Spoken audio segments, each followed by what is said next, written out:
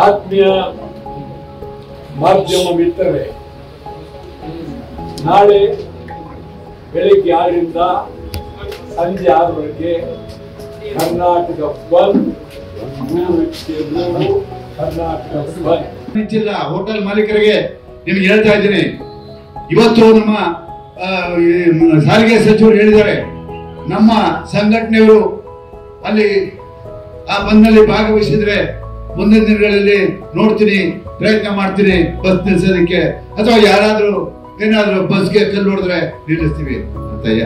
ನೀವೇ ಕನ್ನಡಿಗರ ಪ್ರಚೋದನೆ ಮಾಡ್ತೀರಲ್ಲ, ಇದು ಎಷ್ಟು ಮಟ್ಟಿಗೆ ನ್ಯಾಯ? ಇದು ಎಷ್ಟು ಮಟ್ಟಿಗೆ ನ್ಯಾಯ ಹೇಳಿ ನೀವು. ನಾಳೆ ಬೆಳಿಗ್ಗೆ 6ರಿಂದ ಸಂಜೆ 6ರವರೆಗೆ ಕರ್ನಾಟಕ ಬಂದ್, ಕರ್ನಾಟಕ ಬಂದ್. ಯಾವ ಕಾರಣಕ್ಕೂ ನಿಲ್ಲುವ ಪ್ರಶ್ನೆಯಿಲ್ಲ. ಎಷ್ಟು ದಿವಸ ಆಯ್ತು? ಸುಮಾರು 20-22 ದಿನ ಆಯ್ತಾ ಸರ್? 20 ದಿನ ಆಯ್ತು. ನೀವು ಇಂಥ ಬಂಧನ ಮಾಡ್ತಾ ಇದ್ದೀರಾ, ಇದರಲ್ಲಿ ನಾವು ಜವಾಬ್ದಾರಿ ಇಲ್ಲ. ನಾವು ನಿಮಗೆ ಸಂಪೂರ್ಣವಾದಂತ ಬೆಂಬಲವನ್ನ ಕೊಡ್ತೀವಿ, ಇಲ್ಲ ಆ ಜವಾಬ್ದಾರಿಯನ್ನ ನಾವು ತಗೋತೀವಿ, ನಮಗೆ ಬಿಡಿ ನಾವು ಮಾಡ್ತೀವಿ ಅಂತ ಮಾತಾಡ್ಬೋದಾಗಿತ್ತಲ್ಲ. ಹೋಟೆಲ್ ಮಾಲೀಕರೇ, ಒಂದು ದಿನ ನೀವೇನಾದ್ರೂ ಈ ಕೆಲಸ ಮಾಡಿದ್ರೆ ಏನು ನಿಮ್ಮ ಸರ್ವಸ್ವ ನಾಶ ಆಗೋಗುತ್ತಾ? ಕೊರೋನಾ ಟೈಮ್ನಲ್ಲಿ ಎಷ್ಟು ದಿನ ಬಂದ್ ಮಾಡಿದ್ರಿ? ಅವಾಗ ಎಲ್ಲ ಸತ್ತು ಹೋಗ್ಬಿಟ್ಟಿದ್ರಾ? ಅವತ್ತು ನಿಮಗೆ ನಾವು ಸಪೋರ್ಟ್ ಮಾಡಿದ್ದು. ಇದೆಲ್ಲ ಸಮಸ್ಯೆಗಳು ಕಣ್ಮುಂದೆ ಇದೆ. ನಾವ್ಯಾರು ಇಲ್ಲಿ ಕೂತಲ್ಲ, ಯಾರು ರಾಜಕಾರಣಿ ಬರೋಲ್ಲ ರೀ, ನಾವ್ಯಾರು MLA ನಿಲ್ಲೋರಲ್ಲ, MP ನಿಲ್ಲೋರಲ್ಲ, ಕಾರ್ಪೊರೇಟರ್ ನಿಲ್ಲೋರಲ್ಲ. ನಾವೆಲ್ಲರೂ ನಮ್ಮ ನಾಯಕರನ್ನ ಬಿಟ್ಟು ನಾನು ಹೇಳ್ತಾ ಇರೋದು, ಸಮಯ ಬಂದಾಗ ನೋಡ್ಕೊಡ್ತೀವಿ. ಆದ್ರೆ ನೀವು ಇವತ್ತು ಇಲ್ಲ, ಅದು ಹೊರತುಪಡಿಸಿ ಅದು ಯಾಕಂತ ಹೇಳಿದ್ರೆ ಸರ್, ಒಂದು ಮಾತು ಹೇಳ್ತೀನಿ ಇಲ್ಲಿಗೆ ಮಾಧ್ಯಮದವರಿಗೆ,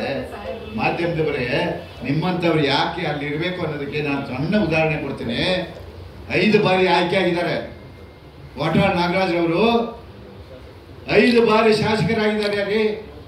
5 ಬಾರಿ ಅಸೆಂಬ್ಲಿ ಆಗಲಿ ಏನೇ ಆಗಲಿ ಒಂದು ದಿನ ಗೈರಾಗಿಲ್ಲ. ಒಂದು ದಿನ ಸಭೆನ ಮುಂಚೆ ಎದ್ದು ಬಂದಿಲ್ಲ ಹೊರಗಡೆ ಅಂತ ಒಬ್ಬ ಶಾಸಕರು. ಇವತ್ತೇನಾದ್ರೂ ಅವರು ಶಾಸಕರಾಗಿ ಅಲ್ಲಿದ್ರೆ ಎಲ್ಲಿ ಅಸೆಂಬ್ಲಿಯಲ್ಲಿ ನಮಗೆಲ್ಲ ಒಂದು ಶಕ್ತಿ ಇರ್ತಾಯಿತ್ತು. ಆ ಚಾಮರಾಜನಗರದ ಜನಕವಾದ ಗೊತ್ತಿಲ್ಲ ಪಾಪ, ಕುಡಿಯೋ ನೀರು ಇರಲಿಲ್ಲ ಅವರಿಗೆ. ಒಂದು ಶಾಶ್ವತವಾದ ಕಾವೇರಿ ನದಿಯನ್ನೇ ಅಲ್ಲಿಗೆ ಹರಿಸಿ ಶಾಶ್ವತವಾಗಿ ಕುಡಿಯೋ ನೀರಿನ ವ್ಯವಸ್ಥೆ ಮಾಡಿಕೊಟ್ಟಂತ ಧೀಮಂತ ನಾಯಕರು ವಾಟಾಳ್ ನಾಗರಾಜ್ ಅವರು. ಕುಡಿಯೋ ನೀರಿಗೆ ಅಡ್ಡಿಪಡಿಸಬಾರ್ದು ಅಂತ ಹೇಳುತ್ತೆ. ಇದು ರಾಷ್ಟ್ರೀಯ ಜನನೀತಿಯಲ್ಲ ಇದೆ. ಆ ಕುಡಿಯೋ ನೀರಿಗೆ ನಾವು ಕೇಳ್ತಾ ಇದ್ದೀವಿ. 8 TMC ನೀರು ಮಹದಾಯಿ ಮತ್ತು ಕಳಸಾ ಬಂಡೂರಿಯಿಂದ 8 TMC ನೀರನ್ನ ನಾವು ಅಲ್ಲಿ ಹೋಗೋ ನೀರೆಲ್ಲ ಸಮುದ್ರಕ್ಕೆ ಹೋಗುತ್ತೆ. ಆ ಸಮುದ್ರದ 8 TMC ನೀರನ್ನ ಅಲ್ಲಿ ಉತ್ತರ ಕರ್ನಾಟಕದ ನನ್ನ ಕನ್ನಡಿಗರ ಬಗ್ಗೆ, ನನ್ನ ರೈತರಿಗೆ ಅದು ಉಪಯೋಗ ಆಗುತ್ತೆ. ಕುಡಿಯೋ ನೀರು ಅಂತ ಕೇಳ್ತಾ ಇದ್ದೀವಿ, ವ್ಯವಸಾಯಿಕಲ್ಲ. ಮಹದಾಯಿ ಯೋಜನೆ ಕೂಡ ವ್ಯವಸಾಯಿಕಲ್ಲ, ಕುಡಿಯೋ ನೀರು 4 ಜಿಲ್ಲೆಗಳಿಗೆ. ಇದು ಯಾಕೆ ಅರ್ಥ ಮಾಡ್ಕೊಳ್ತಾ ಇಲ್ಲ?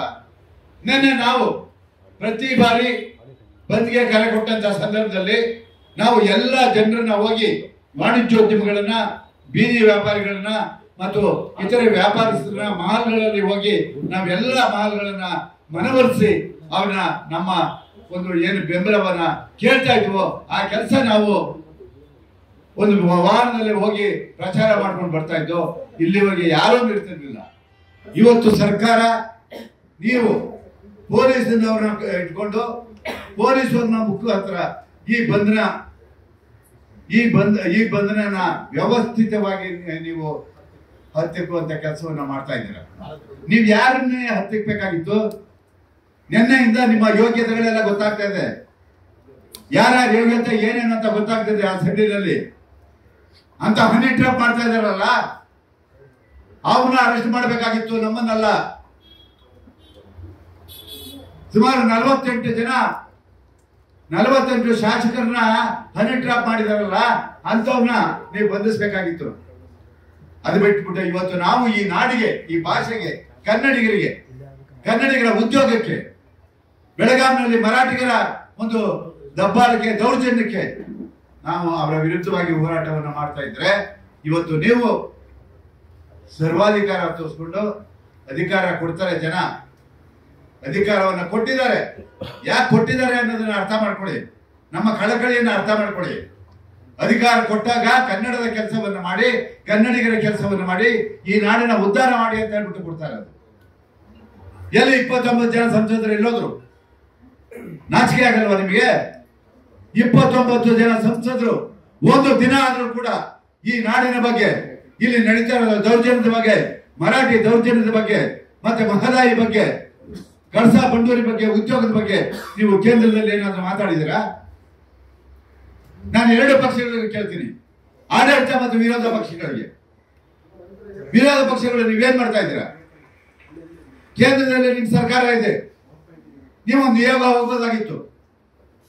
ಎಲ್ಲ ಎತ್ತಾಳು ಒಬ್ಬ ಕೂಗಾಡ್ತಾವ್ರೆ, ವಿಜೇಂದ್ರ ಕೂಗಾಡ್ತಾವ್ರೆ, ನಿಮ್ಮ ತಿಕ್ಕಾಟಗಳನ್ನ ಹೈಕಮಾಂಡ್ ತಗೊಂಡು ಹೋಗ್ತಾ ಇದ್ದೀರಲ್ಲ.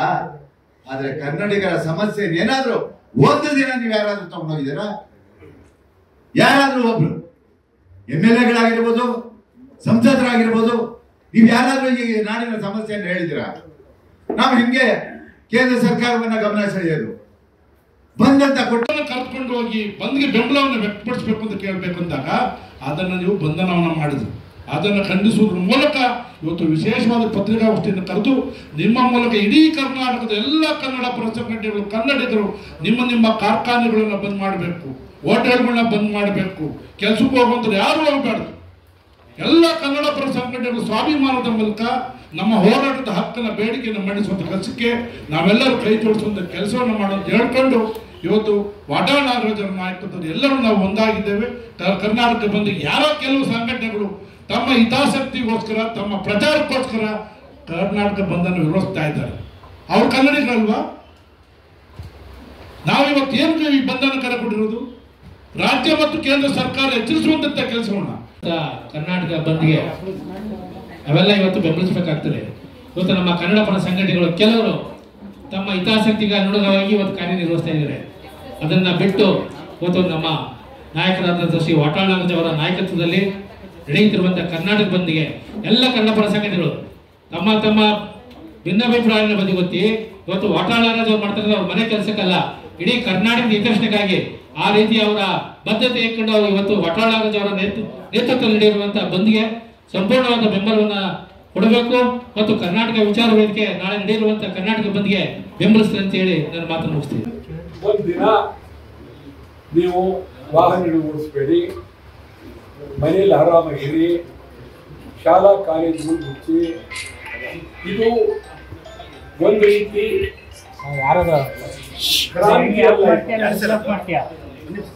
ಮಹಾತ್ಮ ಗಾಂಧೀಜಿಯವರ ಚಿಂತನೆಯಲ್ಲಿ ಶಾಂತವಾಗಿ ನಿಮ್ ಕಡೆ ಇರಿ. ಬಂದು ಯಾರ ಬಗ್ಗೆನೂ ಗಲಾಟೆ ಮಾಡಕ್ಕಾಗ್ಲಿ, ನುಗ್ಗಕ್ಕಾಗ್ಲಿ, ಹೊಡೆಯೋಕ್ಕಾಗ್ಲಿ, ಬೆಂಕಿ ಇಡೋಕ್ಕಾಗ್ಲಿ ಅಲ್ಲ. ಬಹುಶಃ ಪೊಲೀಸ್ನವರು ಇದನ್ನ ಎಲ್ಲೋ ಕರ್ನಾಟಕ ಬಂದ್ ಅಂದ್ರೆ ಎಲ್ಲೋ ಬೆಂಕಿ ಇಡಕ್ ಹೋಗ್ತಾರೆ ಅಂತ ಅವ್ರಿಗೆ ತಿಳಿದಿರ್ಬೋದು. ಮೊದಲು ಅವ್ರು ಅರ್ಥ ಮಾಡ್ತಿರ್ಬೇಕು, ಕರ್ನಾಟಕ ಬಂದ್ ಯಾರಿಗಾಗಿ? ಉತ್ತರ ಕರ್ನಾಟಕಕ್ಕಾಗಿ. ಯಾರಿಗಾಗಿ?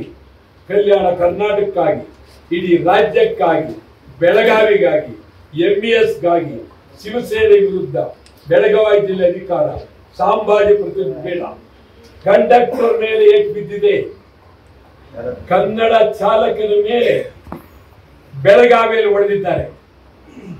ನೇರವಾಗಿ ಹೇಳ್ತೀನಿ, ಇಡೀ ಕರ್ನಾಟಕದ ಚಾಲಕರು ಒಂದೇ ಸಮಯ ಹೇಳ್ತಾ ಇದ್ದೀನಿ, ರಾಜ್ಯಪಾಲರ ಚಾಲಕರಾಗ್ಬೋದು, ಮುಖ್ಯಮಂತ್ರಿ ಚಾಲಕರಾಗ್ಬೋದು, ಯಾರೇ ಚಾಲಕರಾಗಲಿ, ನೀವು ಇಡೀ ಕರ್ನಾಟಕದಲ್ಲಿ ವಾಹನ ಹತ್ತಲೇಬಾರದು. 22 ನಾಳೆ ಚಾಲಕರಿಗೆ ಶಕ್ತಿ ಕೊಡೋದಕ್ಕೆ, ಚಾಲಕರಿಗೆ ಧೈರ್ಯ ತುಂಬೋದಕ್ಕೆ, ಚಾಲಕರಿಗೆ ನಾಳೆ ಒಂದು ರೀತಿ ಚಾಲಕರ ದಿನಾಚರಣೆ. ಯಾವುದೇ ಚಾಲಕರು ರಿಕ್ಷಾ 4 ಚಕ್ರಗಳು, ಮುಖ್ಯಮಂತ್ರಿ, ಮಂತ್ರಿ, MLA, MP ಯಾರು ಗಾಡಿ ಹತ್ತಬಾರದು. ಯಾರು ಏನೇ ಹೇಳಿ, ಏನೇ ಮಾತಾಡಲಿ, ಚಾಲಕರಿಗೆ ಸ್ವಾಭಿಮಾನ, ಚಾಲಕರಿಗೆ ಗೌರವ. ಆ ದೃಷ್ಟಿಯಿಂದ ನಾಳೆ ಚಾಲಕರು ಯಾರು ಮತ್ತು ಕೋಡ್ದು ಮಾದಾಯಿ ಕಳಸಾ ಬಂಡೂರಿ ನಾಳೆ ಸಂಪೂರ್ಣವಾಗಿ ಹುಬ್ಬಳ್ಳಿ ಧಾರವಾಡದಲ್ಲಿ ಸಂಪೂರ್ಣ ರೈತರು ಹೋರಾಟ ಮಾಡ್ತಾ ಇದ್ದಾರೆ, ಬಂದ್ಗೆ ಬೆಂಬಲ ಕೊಡ್ತಾ ಇದ್ದಾರೆ. ಮಾದಾಯಿ ಕಳಸಾ ಬಂಡೂರಿ 2 ದಿವಸದಿಂದ ಹೋರಾಟ ಮಾಡ್ತಾ ಇದ್ದೀವಿ. ನೀವು ಗೋವಾಕ್ಕೋಸ್ಕರ ಕರ್ನಾಟಕವನ್ನ, ಬೆಳಗಾವಿಯನ್ನ, ಧಾರವಾಡವನ್ನ, ಹುಬ್ಬಳ್ಳಿಯನ್ನ ಕಡೆಗಣಿಸಿದ್ರಿ. ನಾಳೆ ನರಗುಂದದಲ್ಲಿ ಭಾರಿ ಹೋರಾಟ ರೈತರು ಮಾಡ್ತಾರೆ. ಸಂಪೂರ್ಣ ಪರವಾಗಿ ನರಗುಂದ ಭಾರಿ ಹೋರಾಟ ನಾಳೆ.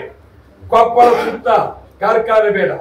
ಕರ್ನಾಟಕದಲ್ಲಿ ಪರಭಾಷೆಯವರು ಎಷ್ಟಿದ್ದಾರೆ? ಮುಂದಿನ ದಿನಗಳಲ್ಲಿ ಇಡೀ ಕರ್ನಾಟಕ ಪರಭಾಷೆಯವರು ದಾಳಿ ಆಗುತ್ತೆ. ಪರಭಾಷೆಯವರಿಂದ ಕನ್ನಡಿಗರು ಕಣ್ಣೀರಿಡಬೇಕಾಗುತ್ತೆ. ಎಚ್ಚರ ಕನ್ನಡಿಗರೇ, ಎಚ್ಚರ. ನಾಳೆ ಬಂದ್ ಮಾಡೋ ಮೂಲಕ ಪರಭಾಷಿಗರ ದಬ್ಬಾಳಿಕೆಯನ್ನ ನಿಲ್ಲಿಸಲೇಬೇಕು. ಖಾಸಗಿ ಶಿಕ್ಷಣ ಸಂಸ್ಥೆಗಳು ಇವರು ದರೋಡೆಕೋರರು. LKG ಈ ಸಣ್ಣ ಮಕ್ಕಳಿಗೆ ಎಷ್ಟು ದುಡ್ಡು, ಎಷ್ಟು ವಸೂಲಿ, ಫೀಸ್ ಎಷ್ಟು, ಇವತ್ತು ಬಂದ್ ಮಾಡಿ ಅಂತಂದ್ರೆ ಇಂದು ಮುಂದೆ ನೋಡ್ತಾ ಇದ್ದೀರಿ. ಮತ್ತು ನೀವು ಉಚ್ಚ ನ್ಯಾಯಾಲಯಕ್ಕೆ ಹೋಗ್ತೀರಿ, ಕನ್ನಡದಲ್ಲಿ ನಾವು ಬೋಧನೆ ಮಾಡೋಲ್ಲ ಅಂತ. ಏನಿದು ತರ? ಇದು ಅತ್ಯಂತ ಖಾಸಗಿ ಶಿಕ್ಷಣ ಸಂಸ್ಥೆಗಳು, ಇದೆಲ್ಲ ಮಂತ್ರಿಗಳು, ಶಾಸಕರುಗಳು, MP ಗಳು ಇವರೇ ನಡೆಸ್ತಾ ಇರೋದು. ಬಹುತೇಕ ಶಿಕ್ಷಣ ಸಂಸ್ಥೆಗಳೆಲ್ಲ ಇವ್ರ ಕೈಲೇ ಇದೆ. ಇದು ಬಹಳ ಗಂಭೀರ. ಕನ್ನಡ ಮಹಾಮಹಿಮರ ಪ್ರತಿಮೆ ಮಹಾರಾಷ್ಟ್ರದಲ್ಲಿ ಬೇಕು.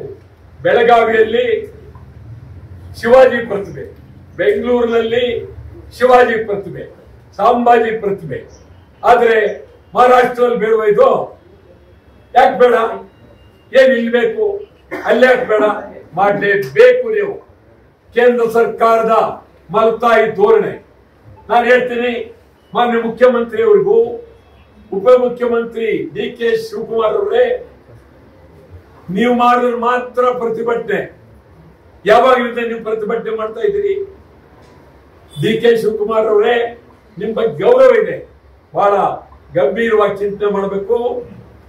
ಕೇಂದ್ರ ಸರ್ಕಾರ ಇವತ್ತು ಏನ್ ನಮ್ಗೆ ಅನ್ಯಾಯ ಮಾಡ್ತಾ ಇದ್ದಾರೆ, ಅದರ ವಿರುದ್ಧ ಮುಖ್ಯಮಂತ್ರಿಗಳು, ಉಪಮುಖ್ಯಮಂತ್ರಿಗಳು, ಮಂತ್ರಿಗಳು, ಕಾಂಗ್ರೆಸ್, BJP, JDS ಎಲ್ಲರೂ ನಮ್ಮ ಜೊತೆ ನಿಲ್ಬೇಕು. ನಾಳೆ ನಡೆಯುವ ಬಂದ್ನಲ್ಲಿ ಸಂಪೂರ್ಣ ಎಲ್ಲರೂ ನಿಂತರೆ ಅದಕ್ಕೆ ಶಕ್ತಿ ಬರುತ್ತೆ. ನಾಳೆ ತಮಿಳುನಾಡಿಗೆ ಹೋಗ್ತಾ ಇದ್ದಾರೆ ಉಪಮುಖ್ಯಮಂತ್ರಿಗಳು ರಾಜ್ಯದ ಪರವಾಗಿ. ತಮಿಳುನಾಡಿನಲ್ಲಿ ದಕ್ಷಿಣ ಇಂಡಿಯಾ, ದಕ್ಷಿಣ ದೇಶ, ಭಾರತ ದೇಶದಲ್ಲಿ ಸ್ಟಾಲಿನ್ದು ದಕ್ಷಿಣ ದೇಶ, ಅವರಪ್ಪ ಕರುಣಾನಿಧಿದು ದಕ್ಷಿಣ ದೇಶ. ಆ ಕಾಲದ ಹಿಂದೆ ಸುಮಾರು ಪೆರಿಯಾರ್ ಕಾಲದಿಂದಲೂ ಅವರು ದಕ್ಷಿಣ ದೇಶದ ಚಿಂತನೆ. ಇದು ಕೆಟ್ಟ ವಾಸನೆ ಎಂದು ಕರ್ನಾಟಕದವರು ಬೆಂಬಲ ಕೊಟ್ಟಿರಲಿಲ್ಲ. ನಾಳೆ ಆ ಸಭೆಗೆ, ಏನ್ ಸಭೆಯಲ್ಲಿ ಇದು ಯಾವುದೇ ಕಾರಣಕ್ಕೂ ನಮ್ಮ ದಕ್ಷಿಣದಲ್ಲಿ ಲೋಕಸಭೆ ಕಡಿಮೆ ಆಗಬಾರದು ಅಂತ. ಅದು ಇನ್ನೂ ಬಂದಿಲ್ಲ, ಇನ್ನೂ ಆಗಿಲ್ಲ, ಕೇಂದ್ರ ಹೇಳಿಲ್ಲ. ಕೇಂದ್ರ ಜೊತೆಲಿ ಹೋರಾಟ ಮಾಡ. ನಾಳೆ ನೀವು ದಕ್ಷಿಣ ರಾಜ್ಯಗಳ ಸಭೆಯಲ್ಲಿ ಭಾಗವಹಿಸುವುದೇ ಅಪರಾಧ ಅಂತೇಳಿ ಸ್ಪಷ್ಟವಾಗಿ, ನೇರವಾಗಿ ನಾನು ಇವತ್ತು ಕರ್ನಾಟಕ ಸರ್ಕಾರಕ್ಕೆ ಹೇಳ್ತಾ ಇದ್ದೀನಿ. ಮತ್ತು ಆಯವ್ಯಯದಲ್ಲಿ ಕರ್ನಾಟಕವನ್ನು ಕಡೆಗಾಣಿಸಿದ್ದಾರೆ. ಮಂಗಳೂರು, ಕಾರವಾರ ಬಂದರು ಕಡೆಗಾಣಿಸಿದ್ದಾರೆ. ಮತ್ತು ಬೆಂಗಳೂರು 4 ಭಾಗ ಮಾಡೋ ಕೊಟ್ಟಿದ್ದಾರೆ. ಬೆಂಗಳೂರು 4 ಭಾಗ, ಕೆಂಪೇಗೌಡರ ಬೆಂಗಳೂರು 4, 5, 6 ಗ್ರೇಟರ್ ಬೆಂಗಳೂರು ಬೇಡವೇ ಬೇಡ. ಮೇಯರ್ ಒಬ್ಬನೇ ಸಾಕು, ಬೆಂಗಳೂರು ಒಂದೇ ಬೇಕು, 4, 5 ಬೇಡ. ಮೆಟ್ರೋ ದರ ಏರಿಕೆ ಮಾಡಕ್ ಕೂಡುದು, ಮೆಟ್ರೋ ದರ ಇಳಿಸಲೇಬೇಕು. ಮೆಟ್ರೋದಲ್ಲಿ ಕನ್ನಡಿಗರಿಗೆ ಉದ್ಯೋಗ, ಇದು ಬೇಡಿಕೆಗಳನ್ನಿಟ್ಟು ನಾವು ಚಳುವಳಿಯನ್ನು ಮಾಡ್ತಾ ಇದ್ದೀವಿ. ಇದಕ್ಕೆ ನೀವು ಯಾತಕ್ಕೆ ಇವತ್ತು ನಾಳೆ ಇಷ್ಟು ದಿವಸವೇ SSLC ಪರೀಕ್ಷೆ ಇದೆ, ಮಕ್ಕಳು 40,000 ಮಕ್ಕಳು ಲೆಕ್ಕ ಹಾಕಿದ್ರ, 40,000 ಮಕ್ಕಳಿಗೆ ಅನ್ಯಾಯ ಆಗುತ್ತೆ. ಇವತ್ತು ಮಂತ್ರಿನೇ ಹೇಳಿದ್ದಾರೆ, ಮಧು ಬಂಗಾರಪ್ಪನೇ ನಿನ್ನೆ ಹೇಳಿದ್ರು SSLC ಇಲ್ಲ, ರಜಾ ಅನ್ನೋದನ್ನೇ ಹೇಳಿದ್ರು. ಯಾರು? ಬಂಗಾರಪ್ಪನವ್ರ ಮಗ. ಬಂಗಾರಪ್ಪ ನಾನು ಸ್ನೇಹಿತರು. ನಾನು ಬಂಗಾರಪ್ಪ ಇದ್ದಾಗ ಬಂಗಾರಪ್ಪನವ್ರ ಕೈದಲ್ಲಿ ಸರ್ಕಾರದ ಪರವಾಗಿ ಕರ್ನಾಟಕ ಬಂದ್ ಮಾಡುತ್ತೆ. ಇದು ತಿಳ್ಕೊಳ್ಬೇಕು. DK ತಿಳ್ಕೊಳ್ಬೇಕಪ್ಪ, ನೀನು ಮೊದಲು ತಿಳ್ಕೊಳಪ್ಪ ಪುಣ್ಯಾತ್ಮ. ನಾವು ಅವತ್ತು ನಾನೇ ಮಾಡಿಸ್ತೆ ಬಂಗಾರಪ್ಪನವ್ರ ಕೈಲಿ. ಇಡೀ ಕರ್ನಾಟಕ ಬಂದ್, ಮುಖ್ಯಮಂತ್ರಿ ಬೆಂಬಲ ರಾಜ್ಯಕ್ಕೆ. ಫಸ್ಟ್ ಇಡೀ ಕರ್ನಾಟಕ ರಾಜ್ಯದಲ್ಲಿ ನಾವೆಲ್ಲ ಸೇರಿ, ನಾನು ಬಂಗಾರಪ್ಪ ಭಾರಿ ಸ್ನೇಹಿತರು ಸೇರಿ ತೀರ್ಮಾನ ತಗೊಂಡು ಬಂದ್ಗೆ ಬೆಂಬಲವನ್ನು ಕೊಡಿಸ್ತೋ. ಯಾಕೆ ಈ ಮಾತು ಹೇಳ್ತೀರಿ ಅಂತಂದ್ರೆ, ಏನಿದು ಬಹಳ ತೀರಾ ಈ ಬಂದ್ ಅಂದ್ಬಿಟ್ರೆ ನಾಳೆ ಏನೋ ಮಾಡ್ಬಿಡ್ತಾರೆ ಅಂತೇಳಿ ತಮಗೆ ನಾನು ಕೈ ಮುಗಿದು ಹೇಳ್ತೀನಿ. ನೀವು ನಮ್ಮ ಸ್ನೇಹಿತರೆ, ನೀವು ದೊಡ್ಡವ್ರು ಇರ್ಬೋದು, ಚಿಕ್ಕವ್ರು ಇರ್ಬೋದು. ನಿನ್ನೆ ನಾವು ಬಂದ್ಗೆ ಬೆಂಬಲ ಕೊಡಿ, ದಯಮಾಡಿ ಕೊಡಿ. ಸಾರ್ವಜನಿಕರಿಗೆ ಹೇಳಕ್ ಹೊರಟ ತಕ್ಷಣ 500 ಜನ ಪೊಲೀಸರು ಮೈಸೂರು ಬ್ಯಾಂಕ್ ಸರ್ಕಲ್ ಬಂದು ನಮ್ಮ ವಾಹನವನ್ನ ತಡೆದು ನಮ್ ಸಹಿತ ಬಂಧನ ಮಾಡಿ ತಗೊಂಡು ಹೋದ್ರು ಅಂತ ಹೇಳಿದ್ರೆ ಇದಕ್ಕಿಂತ ನಾಚಿಕೆಗೇಡು. ಮಾನ್ಯ ಸಿದ್ದರಾಮಯ್ಯನವರೇ, ಈ ಮೂಲಕ ನಿಮಗೆ ಕಳಕಳಿಯನ್ನು ಮನವಿ ಮಾಡ್ತೀವಿ. ಯಾಕೆ ನೀವು ಪ್ರಚಾರಕ್ಕೆ ಬಿಡ್ಲಿಲ್ಲ? ಕಾರಣ ಏನು? ಪ್ರಚಾರ ಅಂದ್ರೆ ಏನು? ಒಡೆಯಕ್ ಹೋಗ್ತಾ ಇದ್ವಾ? ಬೆಂಕಿ ಇಡಕ್ ಹೋಗ್ತಾ ಇದ್ವಾ? ಬಾಂಬ್ ಬಿಡಕ್ ಹೋಗ್ತಾ ಇದ್ವಾ? ಕನ್ನಡಿಗರಿಗೆ ಬೆಂಬಲ ಕೊಡಿ, ಬಂದು ಬೆಂಬಲ ಕೊಡಿ ಅಂತ ಕೇಳೋದಕ್ಕೆ ನಾವು ಹೋಗ್ತಾ ಇದ್ವಿ. 500 ಜನ ಪೊಲೀಸ್ ಹಾಕಿದ್ವಿ. ಆಮೇಲೆ ನಡೆದ ಕಥೆ ಹೇಳ್ತೀನಿ. ನಾನು ಇದನ್ನ ಬಹಳ ಒಂದು ಗಂಭೀರವಾಗಿ ತಗೊಳ್ಬೇಕು ಅಂತ ಹೇಳಿ ನಾನು, ಗೋವಿಂದ್ ಅವರು, ನಮ್ಮ ಕುಮಾರನೆಲ್ಲ, ನಾನು ಎಂದೂ ಒಬ್ಬ ಹಿಂದೆ ಹೋಗಿದ್ದದ್ದು ಫಸ್ಟ್ ಪೊಲೀಸ್ ಕಮಿಷನರ್ ಚಾಂಡಿ, ಯಾರು ಗೊತ್ತಿರಲಿಲ್ಲ ಅಂತ ಹೇಳಿ, very first police commissioner Chandy ನಾನು ಬಹಳ ಬೇಕಾದ ಆ ಕಾಲದಲ್ಲಿ. ಆಯ್ತಾ? ಅದಾದ್ಮೇಲೆ ತುರಾ ಜನ, ರಾಮಣ್ಣ, ಕಾದರಾಲಿ, ವೀರಭದ್ರಯ್ಯ, ಬಹಳ ಜನ ಬಂದೋಗಿದ್ದಾರೆ. ಇವರು ದಯಾನಂದ, ದಯಾ ಮತ್ತು ಆನಂದ,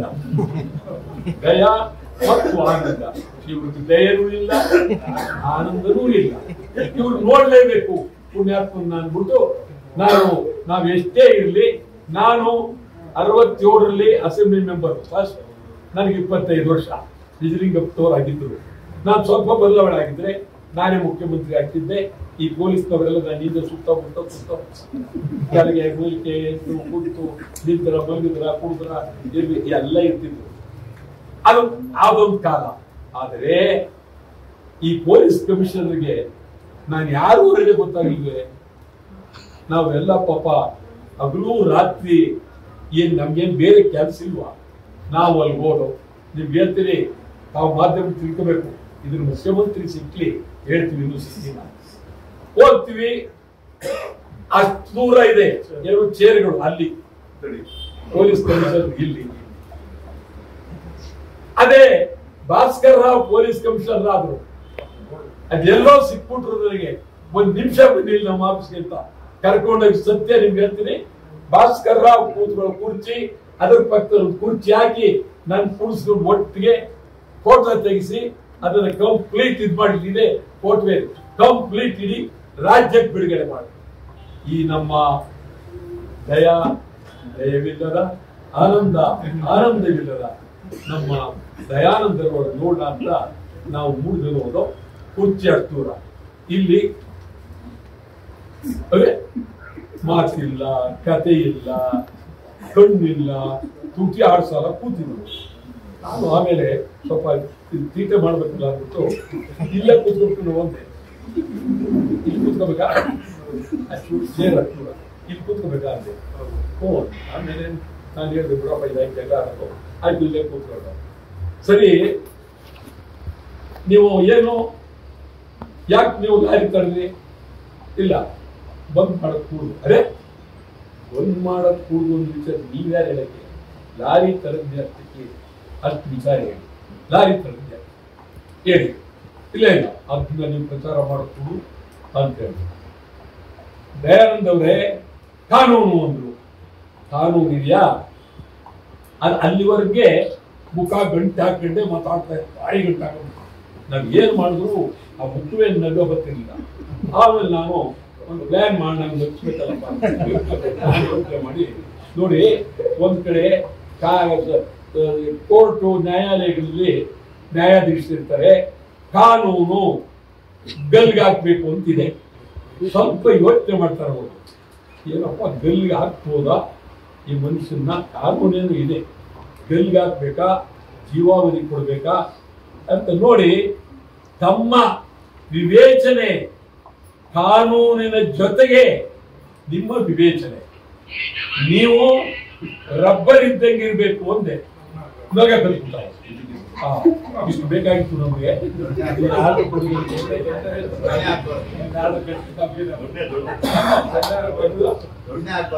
ಆಮೇಲೆ ಇವೆಲ್ಲ ದೊಣ್ಣೆ ಹಾಕ್ಬಾರ್ದು, ರಬ್ಬರ್ ಹಾಕಿ. ದೊಣ್ಣೆ ಹಾಕ್ಬಾರ್ದು, ರಬ್ಬರ್ ಹಾಕಿ. ದೊಣ್ಣೆ ಹಾಕ್ಬಾರ್ದು, ರಬ್ಬರ್